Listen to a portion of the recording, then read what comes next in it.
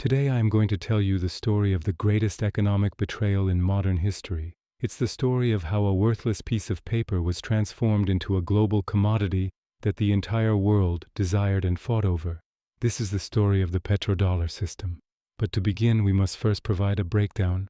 August 15, 1971. On that day, U.S. President Richard Nixon appeared on television and unilaterally cut the U.S. dollar's link to gold with a single decision. How did America take that mere piece of paper and bind it to the world's most valuable commodity, oil? To begin this story, however, we must first provide a breakdown. August 15, 1971. On that day, U.S. President Richard Nixon appeared on television and made a decision that threw away the international financial order that had been in place since World War II, the Bretton Woods system.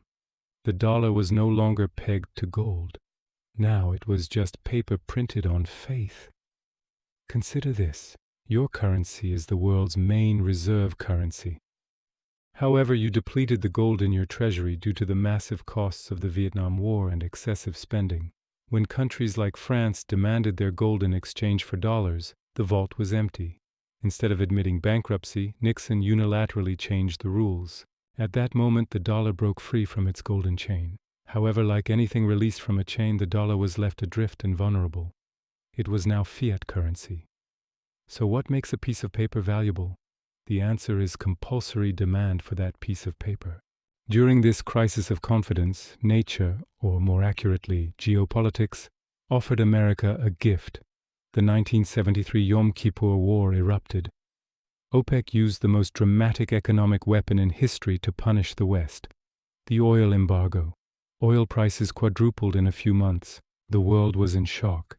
Amidst this chaos, a brilliant and perhaps devilish idea was born in Washington: to link the world's most desired commodity, oil, to their own fiat currency, the dollar. To make this happen, Washington needed a partner: Saudi Arabia. It is an empire ruled by a royal family that possesses the world's largest oil reserves. In 1974, Henry Kissinger, the era's most cunning diplomat, traveled to Riyadh. There, he met with King Faisal of Saudi Arabia for negotiations that would change the course of history. The deal was this: America said, "You will sell your oil exclusively in US dollars. If a Japanese or German buyer wanted oil, they would have to convert their currency to dollars first." What did Saudi Arabia want? Security. Protect us from our regional enemies. Give us your most modern weapons. Guarantee our regime. It was not just a trade deal, but an oath of economic loyalty in exchange for military protection. As Saudi Arabia became the US's most crucial military outpost in the Middle East, the US dollar became the undisputed king of the oil market. The genius of the agreement lay in the flow of money. Oil was sold, and Saudi Arabia earned trillions of dollars. This money was called the Petrodollar surplus. What were the Saudis to do with all those dollars? They had to invest it back into the US by purchasing US Treasury bonds. Thanks to this cycle, the US could borrow almost for free, and global demand for the dollar remained high.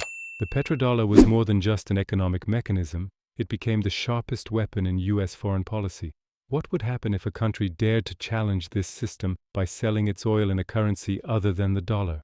History provides painful examples. In 2000, Saddam Hussein announced that he would sell his oil in euros. A few years later, his country was invaded. Muammar Gaddafi planned to establish a gold-backed gold dinar for all of Africa. Soon after, he faced a change in his regime. The dollar ceased to be merely a currency and transformed into a financial sanctions bomb. However, this system also came at a cost to America. The dollar remained strong due to international demand, making American exports expensive. As a result, our manufacturing production shifted overseas. This phenomenon is known as the Dutch disease. The petrodollar built a financial empire for America, but weakened its industrial base. Today, 50 years later, significant cracks are appearing in the petrodollar system. Global balances are shifting. In response to the dollar being used as a weapon, China and Russia have begun using the yuan and ruble for oil and natural gas trade. The most critical development is Saudi Arabia's implication that it will conduct oil transactions with China in yuan. If Saudi Arabia were to completely move away from the dollar, the petrodollar system would collapse. the need to accumulate dollars for oil purchases would disappear, as would the US's ability to borrow limitlessly. The petrodollar was the greatest financial story of the 20th century. But that story is ending. We don't yet know what the new story will be. One thing we do know is that the fate of the dollar will determine the wallets and futures of individuals across the globe, not just Americans.